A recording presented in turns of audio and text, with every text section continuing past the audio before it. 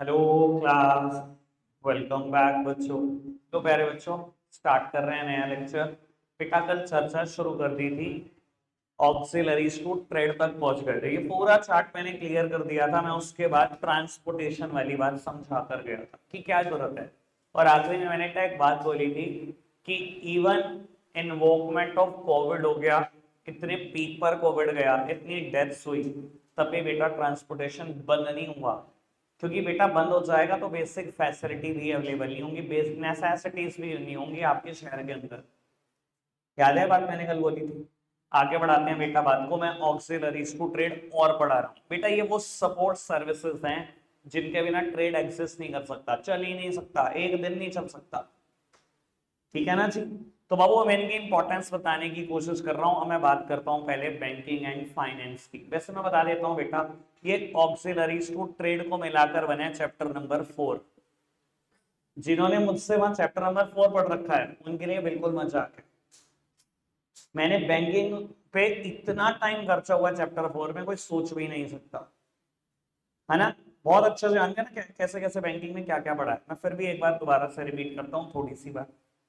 बाबू एक बात बताओ, बिजनेस में ऐसी कोई सिंगल एक्टिविटी बताओ जो बिना पैसे की होती है। फटाफट से एक सिंगल एक्टिविटी जो आपको लगता हो बिजनेस में बिना पैसे की होती है क्या? उगराई, उधारी, बिना पैसे की होती है। उसके लिए तो तूने स्टॉक खरीदा होगा, उसके लिए तूने पैसे दिए होंगे। बिजनेस में बेटा शायद आप एक सिंगल एक्टिविटी भी ना बता पाओ जो बिना पैसे की होती है। Business is needed to establish a business. Please सामने देखो, finance is needed to establish a business, to run it, to modernise it, to expand it, to diversify it, even social responsibility fulfil करने के लिए पैसे चाहिए। Society का भला भी सोचना है ना, उसके लिए भी बहुत पैसे चाहिए। बेटा आप ना अपनी दुकान में प्लास्टिक पॉलिथीन यूज करते हो, 1.5 रुपए की एक पॉलिथीन पड़ती है। आपने कहा नहीं नहीं यार मुझे सोसाइटी का भला करना है, मैं प्लास्टिक पॉलिथीन नहीं पेपर बैग लगाऊंगा। बेटा पेपर बैग की कॉस्ट 10 रुपए है, प्लास्टिक पॉलिथीन 1.5 रुपए की आती है। सोसाइटी का भला सोचना है ना तो और ज्यादा पैसे चाहिए। ये समझ में आता है कि बिजनेस में कोई एक सिंगल एक्टिविटी भी नहीं होगी जो बिना पैसे की हो जाएगी, कोई नहीं है, कोई सिंगल एक्टिविटी भी नहीं है। अब बेटा इतनी सारी एक्टिविटी को फाइनेंस करने के लिए कहीं से तो पैसा आएगा। बेटा ये जो छोटे मोटे ट्रेडर होते हैं ना, जो सोल प्रोपराइटर में धंधा कर रहे हैं, अकेला धंधा कर रहे हैं, हमारे पिताजी आपके पिताजी, यही इनके लिए ये लोन बड़ी बुरी चीज।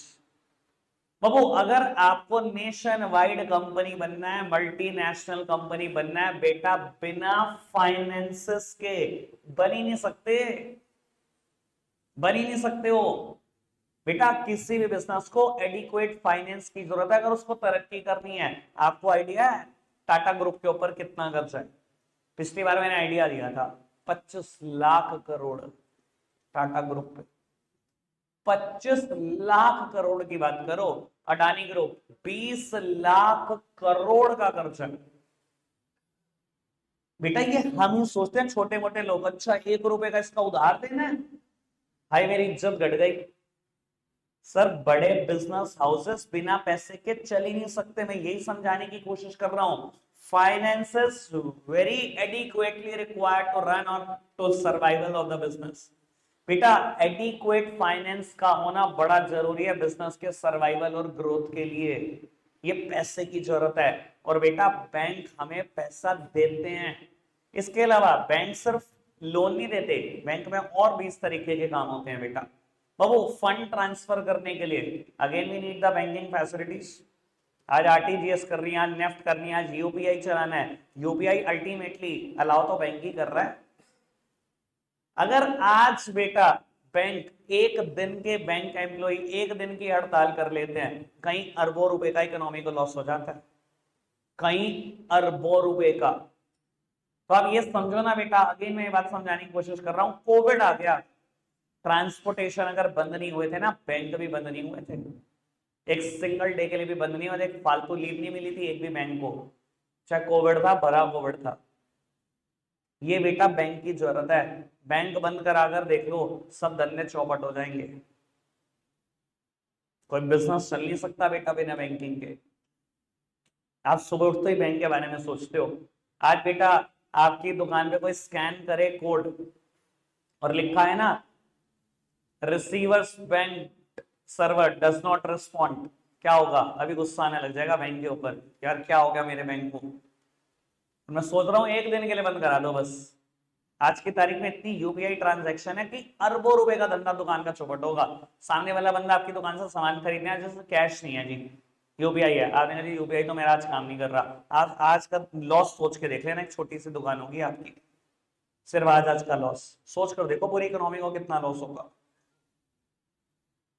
बैंक के बिना बिजनेस नहीं है। समझ में आ रही है बैंक की जरूरत? कोई दिक्कत कोई परेशानी तो नहीं? आगे बढ़ जाए बेटा, वेयर हाउसिंग पे चर्चा करते हैं। बाबू, there is a time gap between the production and the consumption of goods, thus we need the warehousing facility. किधर देखना मेरी तरफ? सर जितना गुड्स आज प्रोड्यूस होगा सारा आज ही कंज्यूम कर लोगे क्या? ऐसा होता है क्या इकोनॉमी में कि जितना अभी प्रोड्यूस हुआ सारा आज ही खा गए अभी? ऐसा तो नहीं होता इकोनॉमी में। मान लो बेटा आज मारुति सुजुकी ने 50,000 कारें बनाई, आज ही बिक जाएंगी 50 की 50,000। आज वीट का प्रोडक्शन हुआ इंडिया में कई लाख टन, बाबू सारा आज ही खाया जाएगा वीट, कल का तो दिन ही नहीं है ऐसे। बाबू there is a time gap between the production and the consumption of goods, goods कब प्रोड्यूस होते हैं और पता नहीं कब कंज्यूम होंगे। बेटा इस टाइम गैप से बचने के लिए हमें वेयर हाउसिंग फैसिलिटी चाहिए, और वेयर हाउसिंग का मतलब दोनों चीजों से है, godown as well as cold storage.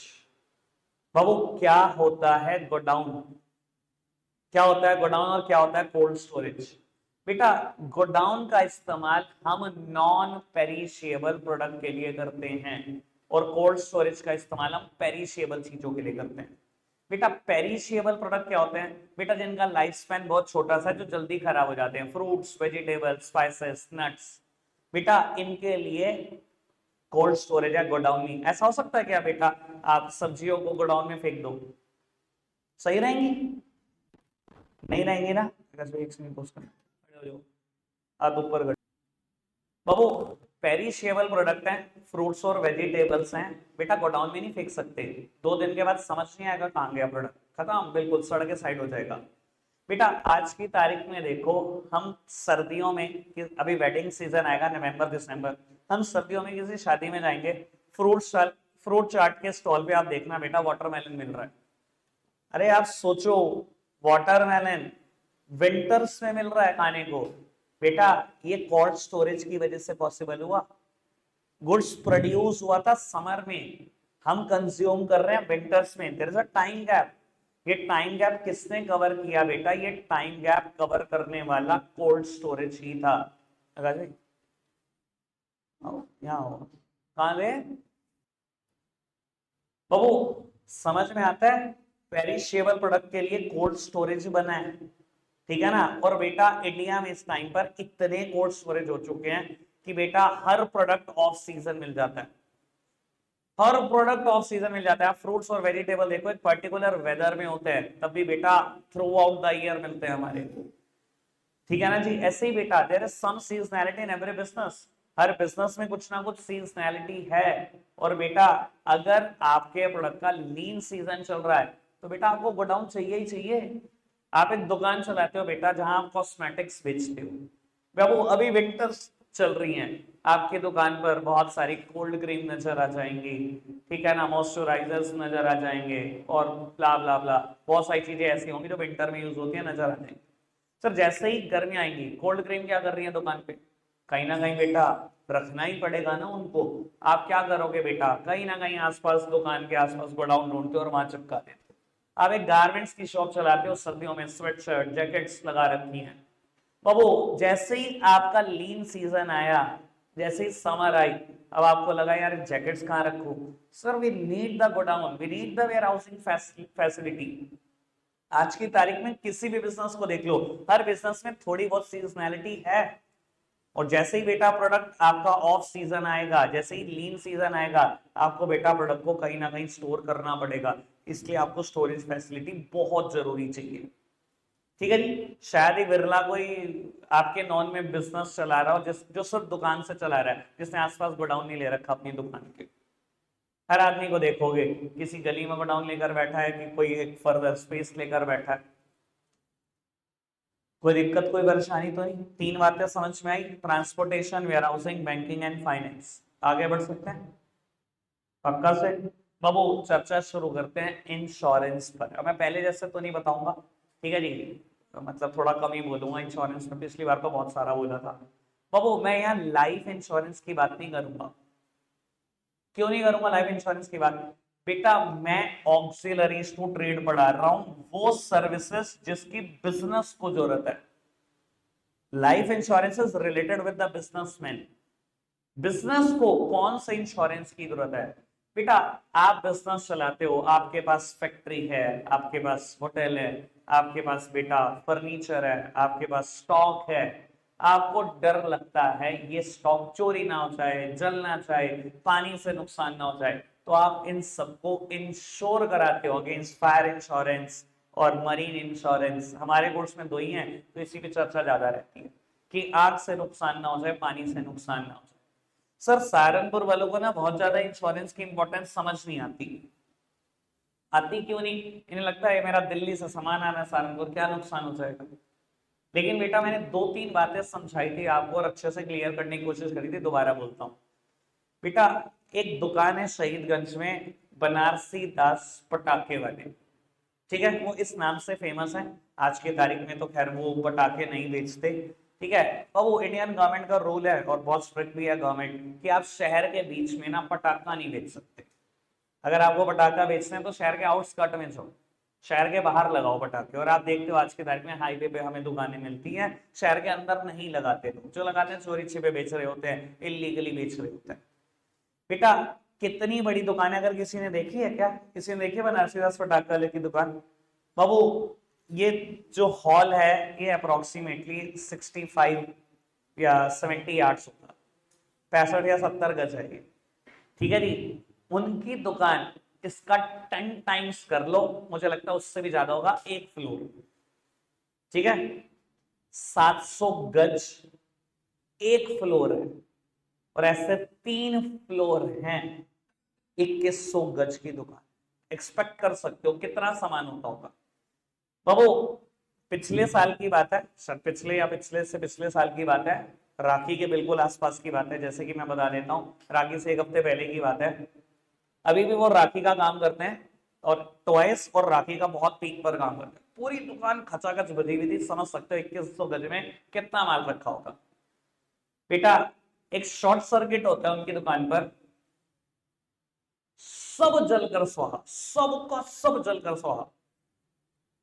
सोचो कितने रुपए का सामान होगा यार, हम सिर्फ कैलकुलेट ही कर सकते हैं। मैं गया था देखने, हालात ये थे बेटा, लेंटर भी पूरा काला हुआ पड़ा था, एक एक दीवार काली थी।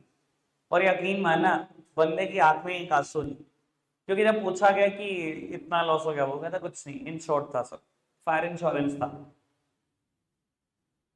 Sir this is the value of insurance, लोग समझते नहीं है। और यकीन मानना जब मैं देख आया उसके 1 घंटे के बाद ना समोसा हो रहा था, वाइट पेंट हो रहा था। और उसके 2 घंटे के बाद ना नई राखी का माल आ गया था। कह रहे सीजन खराब नहीं करना, पैसे तो आ जाएंगे अब इंश्योरेंस कंपनी से। 2 घंटे के बाद राखी का माल आ गया था दुकान के अंदर। This is the power of insurance. वरना बाबू एक मिडिल क्लास आदमी तो खत्म हो जाता है इतनी देर में, उसके पास कोई ऑप्शन नहीं मिलता, उसको कुछ सहारा नहीं हो। 2100 गज की दुकान, सारा सामान जल के राख हो जाए, क्या ऑप्शन है बताओ तो सही। This is the power of insurance. Sir हमें लगता है बिजनेस को कोई जरूरत नहीं इंश्योरेंस की, मैंने तो जरूरत दिखा दी, आप समझो जरूरत है कि नहीं है। क्लियर है बेटा बात? समझ में आ रही बात? अभी मैंने कल परसों ना एक रील भी शेयर की थी आपके साथ, अब उससे रिलेटेड एक इंश्योरेंस का एग्जांपल दे दूं। बेटा आप चाइना से गुड्स मंगा रहे हो इंडिया, मुंबई पोर्ट पर गुड्स आने वाले हैं। बेटा ये गुड्स आते हैं किसी ना किसी वेसल में, ठीक है। और एक एक वेसल में 9-9 हजार कंटेनर होते हैं, ऐसे मैंने कुछ वीडियो भी शेयर की। वो बात अलग है आप देखते हो कि नहीं देखते हो, ठीक है, काम की चीज तो आपको खैर मतलब ही नहीं होता। बाबू एक कंटेनर का साइज इतना बड़ा होता है कि इस रूम में 2 आ सकते हैं। ये मान लो अगर मैं, ये 1/2 है रूम का और ये 2nd हाफ है, तो इस हाफ में एक ही कंटेनर आ सकता है, इतना बड़ा कंटेनर होता है। ठीक है जी बाबू, कुछ कुछ कंटेनर की कीमत कहीं कहीं 100 करोड़ होती है, कहीं कहीं 100 करोड़। ऐसे भी कंटेनर है जिसमें मैकबुक आती है, ऐसे भी कंटेनर है। एक मैकबुक कितना सा स्पेस लेती होगी? अरे भाई इतनी स्लीक मैकबुक है, ठीक है जी, बहुत अच्छी पैकिंग करा ली होगी, इतना मोटा हो गया होगा, साइड में भेज दिया, 1 लाख रुपए, 1.5 लाख, 1,80,000, 2 लाख की एक मैकबुक है। एक ही लाइन में 20-25 खड़ी कर दोगे भैया, 50 लाख का माल लगा हुआ एक लाइन में, साइड में कहीं 100 करोड़ का माल आया होगा एक कंटेनर में। और सोचो 9,000 कंटेनर आ रहे हैं एक वेसल पर। अगर अभी अभी भी आपको इंश्योरेंस की जरूरत नहीं लगती ना, तो मैं समझा नहीं सकता जरूरत। सर भगवान ना करे ये एक कंटेनर, लैशिंग होती है बेटा जब वेसल पे बांधा जाता है, इसे ना लैशिंग बोलते हैं। मतलब लोहे की तारों से ना लैश किया होता है, मतलब लॉक लगाए होते हैं। एक कंटेनर रखा, लैशिंग कर दी दोनों तरफ से। देखना कोई वीडियो से, आपको थोड़ा सा शायद आइडिया हो जाएगा। भगवान ना करे वो लैशिंग बोल जाए और कंटेनर नीचे, पहली बात एक नहीं जाएगा, जाएगा तो 2-3 जाएंगे, क्योंकि एक के ऊपर एक के ऊपर एक काफी रखे होते हैं, जाएंगे 2-4। सर एक आदमी के एंगल से सोचो जो दिल्ली में रहता है और जिसने चाइना से इंपोर्ट किया, और आपको पता है दिल्ली वाले ज्यादातर इंपोर्ट ही करते हैं गुड्स, ठीक है ना, और हम सहारनपुर वाले दिल्ली से खरीद कर लाते हैं, ज्यादातर लोगों का बिजनेस दिल्ली से जुड़ा होता है। आज सोच कर देखो बेटा, एक कंटेनर चला जाए जिसकी कीमत 50, 60, 100 करोड़ हो, कुछ बचा बंदे के अंदर? खत्म, उसी दिन समझ लेना 90% तो चले गए। So this is the importance of insurance. आप हमेशा ये सोचते हो दिल्ली से सहारनपुर गुड्स आ रहा है, 3 घंटे का सफर है, क्या हो जाएगा गुड्स को? ये भी तो समझो बेटा, दिल्ली में कहां से आ रहा है? ये इंश्योरेंस की जरूरत है बेटा बिजनेस को। क्लियर है बात? कोई दिक्कत कोई परेशानी तो नहीं? पक्का से? और ओके बाबू, एक आखिरी बात, ऑक्सिलरीज टू ट्रेड में एडवर्टाइजिंग। बेटा जिंदगी का प्रिंसिपल है, जो दिखता है वो बिकता है। बेटा अगर मैं कहूं प्रोड्यूसर गुड्स बना रहा है एक पर्टिकुलर लोकेशन पर, और उसको उसका कंज्यूमर है बेटा थ्रू आउट द कंट्री, या बेटा पूरा वर्ल्ड उसका कंज्यूमर है, सर कैसे बताओगे कि मेरा प्रोडक्ट आ गया मार्केट में अगर एडवर्टाइजिंग नहीं है ऑप्शन तो? प्रोड्यूसर घर घर जाए, बताना शुरू करे। मान लो बेटा विनी एक कंपनी है जिसने फॉग डिओड्रेंट बनाया, ठीक है, first no gas perfume of India बाबू, और उनके पास एडवर्टाइजिंग का कोई ऑप्शन ना होता, क्या कर रही होती कंपनी? सेल्समैन अपॉइंट करके घर घर घूम रही होती, या प्रोड्यूसर खुद घर घर घूम रहा होता? अच्छा अगर आप घर घर घूम लोगे, कितने घर कवर कर लोगे इंडिया के, बस ये बता दो, या कितने लोग, 140 करोड़ इंडिया में, घूमो, साल 2 साल घूमो, पता लग जाएगा, 2-3 लाख लोग कवर होंगे साल 2 साल में। करो कवर करो, देखो सर इंडिया का 1% बिना सोचना कि कवर कर पाओगे, 1% भी। सर जो दिखता है वो बिकता है, ये बिजनेस को जरूरत है एडवर्टाइजिंग की। अगर आप अपना प्रोडक्ट दिखा ही नहीं पाए लोगों को, तो बेच कैसे पाओगे? और जिनको दिखाते हो उनमें से भी बेटा 0.001% लोग डिसीजन लेते हैं कि आपका प्रोडक्ट बाय करेंगे। सब तो सोचते भी नहीं आपका प्रोडक्ट खरीदने की, सबको तो अच्छा भी नहीं लगता आपका प्रोडक्ट। ये जरूरत है एडवर्टाइजिंग की, एडवर्टाइजिंग के बिना बिजनेस है ही नहीं बेटा। और बेटा एडवर्टाइजिंग करो तो कूड़ा भी बिक जाता है हिंदुस्तान में, किंडर जो है बिक ही रहा है यार, पता नहीं क्या होता है ये, तो मैं आइडिया नहीं है। 12th क्लास में एक चैप्टर है मार्केटिंग चैप्टर, जब शुरू होता है 15 दिन का चैप्टर है, मैं 15 दिन तक गालियां देता रहता हूँ, पता नहीं क्या अजीब सी नफरत है मुझे कंपनी से। मुझे लगता है कभी कभी मैं कंपनी बर्बाद कर दूंगा। सिर्फ एक ही एग्जाम्पल आता है मुझे किंडर जो है हर बात पे। हाँ भाई क्या हो गया? इंडियन आइडल में जाना है? अच्छा हमें भी सुना दे गाने कुछ। ओ समझ में आई बात? कोई दिक्कत कोई परेशानी तो नहीं? आगे बढ़ सकते हैं बेटा। जिनके पास नोट्स नहीं है आज नोट्स ले जाना, आपके नोट्स काफी दिन से प्रिंट हुए पड़े हैं हमारे पास। बेटा एक ना टॉपिक स्टार्ट हो रहा है next, multiple objectives of business. ये लिखा हुआ है टॉपिक, आपको इस पूरा चैप्टर नोट से करना है। एनसीईआरटी मैंने सामने लगाई हुई है जरूर, पर एनसीईआरटी से करना नहीं है। टॉपिक का नाम है मल्टीपल ऑब्जेक्टिव्स ऑफ बिजनेस। कि बेटा जब आप बिजनेस शुरू करते हो तो आपका बिजनेस को शुरू करने का सिर्फ एक ऑब्जेक्टिव कभी नहीं होता, बिजनेस के मल्टीपल ऑब्जेक्टिव होते हैं। और बाबू मैं सारे मल्टीपल ऑब्जेक्टिव बताऊंगा, लेकिन एक बात पहले ही कर देता हूं बाबू, मैं 6 ऑब्जेक्टिव बताऊंगा, पर एक बात मैं पहले ही कर देता हूं, एक ऑब्जेक्टिव लिखा होगा इन 6 में से एक जगह पर प्रॉफिट अर्निंग। नो डाउट किसी भी बिजनेस को शुरू करने का first and the foremost objective is profit earning. कोई भी इंसान जब बिजनेस शुरू करता है ना, पहला ऑब्जेक्टिव दिमाग में एक ही आता है, यार कुछ तो प्रॉफिट कमाऊं, कुछ तो कमाऊं। लेकिन बेटा बिजनेस को शुरू करने का सिर्फ एक ऑब्जेक्टिव नहीं होता कि बस प्रॉफिट ही कमाना ऑब्जेक्टिव है। मैं आपको मल्टीपल एग्जांपल दूंगा जहां आपको पता लगेगा कि जब बिजनेस शुरू करता है ना इंसान, पहली बात जरूर प्रॉफिट सोचता है, लेकिन सिर्फ प्रॉफिट नहीं सोचता, वो साथ साथ बहुत सारी चीजें सोचने लगता है। ठीक है जी, मैं एक बात समझाने की कोशिश करता हूं।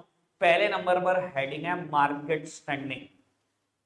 बेटा मैं ना डिस्टर्ब हो रहा हूँ, 2-3 बच्चे ना बहुत ज्यादा ही गड़बड़ करने लगे हैं बीच में। बाबू हेडिंग का नाम है मार्केट स्टैंडिंग। बेटा मार्केट स्टैंडिंग का मतलब क्या होता है, मैं 4-5 मीनिंग बता सकता हूँ इसके। मार्केट स्टैंडिंग मतलब मार्केट कैप्चरिंग, मार्केट स्टैंडिंग मतलब कस्टमर बेस, मार्केट स्टैंडिंग मतलब your position in comparison to your competitor. कुछ ही बोलो, जितनी मैंने बातें बोली सब एक जैसी है। एक आइडिया देता हूं आपको क्या कहना चाह रहा हूं। बाबू इंडिया के टेलीकम्युनिकेशन सेक्टर को दिखाने की कोशिश कर रहा हूं मैं। इंडिया का टेलीकॉम सेक्टर कुछ साल पहले जब तक जियो नहीं आया था, इंडिया का टेलीकम्युनिकेशन सेक्टर कैसे दिखता था बताता हूं। बाबू 25% कस्टमर एक कंपनी के पास जिसका नाम है भारती एयरटेल। ठीक है, एयरटेल का नाम सब जानते हैं। बाबू 20 से 25% कस्टमर लेकर बैठा हुआ है आइडिया। लगभग 30% कस्टमर लेकर बैठा हुआ है वोडाफोन। और बेटा बाकी 25 में छोटी मोटी कंपनियां, जिसमें यूनिनॉर जिसका नाम बाद में टेलीनॉर हो गया था, एयरसेल, टाटा डोकोमो, ब्ला ब्ला ब्ला, बहुत सारी कंपनियां थी, वो सब इसमें थी। ये हालात चल रहे हैं बेटा। ठीक है जी बाबू, जिस दिन जियो की लॉन्चिंग हुई, आपको क्या लगता है जियो सिर्फ एक ऑब्जेक्टिव के साथ मार्केट में है कि नहीं बस मुझे प्रॉफिट कमाना है? जियो ने ना कहीं एक ऑब्जेक्टिव लिया कि मेरी मार्केट स्टैंडिंग बहुत तगड़ी होनी चाहिए। मार्केट स्टैंडिंग मतलब कस्टमर बेस। आप मतलब समझते हो इस 25% का, कि अगर 100 लोग सिम कार्ड लेने निकलते थे तो 25 लोग एयरटेल का सिम कार्ड लाते थे। 25% कस्टमर इनका था, 30% कस्टमर वोडाफोन के पास था। कि 100 लोग घर से सिम लेने निकलते थे तो 30 लोग वोडाफोन की सिम लाएंगे। बाबू जियो ने ऑब्जेक्टिव पता है क्या लिया, कि सिर्फ प्रॉफिट नहीं कमाऊंगा, मार्केट हिला दूंगा, मार्केट कैप्चर कर लूंगा, पूरा का पूरा कस्टमर कब्जा दूंगा। और किया क्या, फ्री देना शुरू कर दिया। आज के हालात पता है क्या है आपको, लगभग 70% मार्केट शेयर जियो के पास है। 70%, 20% और 22% एयरटेल, 7-8-10% में रह गया वोडाफोन आइडिया मिलाकर, जो कभी 50% मार्केट शेयर रखता था। Market share, market standing, market capturing, customer base, your position in comparison to your competitor, 5 word एक ही वर्ड है। समझ में आती है बात? इसका मतलब समझते हो, आज की तारीख में 100 लोग निकलेंगे घर से तो 70 लोग जियो की सिम लेके आएंगे वापसी। पर ये मार्केट शेयर और बढ़ेगा, ध्यान रखना। कंपनियां और बर्बाद होंगी जो जियो से कंपटीशन कर रही हैं। इसलिए नहीं कि रिलायंस के पास है, इसलिए कि नेटवर्क ही नहीं है भाई किसी के पास इतने। ठीक है ना, जो लोग लालच में कि ये सस्ती सिम दे रहा है ये ले लो, नेटवर्क नहीं है उनके पास। ठीक है ना, लोगों ने अभी क्या करा, जियो ने रिचार्ज बढ़ाए, कई लोगों ने जियो के बाद बीएसएनएल पे शिफ्ट कर दिया। कर लिया, महीने में 1.5 GB डेटा फूक के दिखाओ, नेटवर्क ही नहीं आते, दिन का 1.5 GB कहां से हो। महीने में तो फूक के दिखाओ, वापसी आओगे, घबराओ नहीं, बहुत जल्दी आओगे। ये है सर्विसेज, इसलिए वो जितने मर्जी रेट बढ़ाता रहे उसका मार्केट शेयर बढ़ता ही जा रहा है। समझ में आया बेटा? कंपनी का कभी एक एम नहीं होता, सिर्फ प्रॉफिट कमाना उद्देश्य ही नहीं है। प्रॉफिट जरूर कमाना है, लेकिन कंपनियां साथ में बहुत कुछ सोचती हैं, जिसमें से एक चीज मार्केट स्टैंडिंग है। क्या समझ में आया आपको वर्ड मार्केट स्टैंडिंग क्या है? रखते हैं आज के लिए इतना ही है प्यारे बच्चों।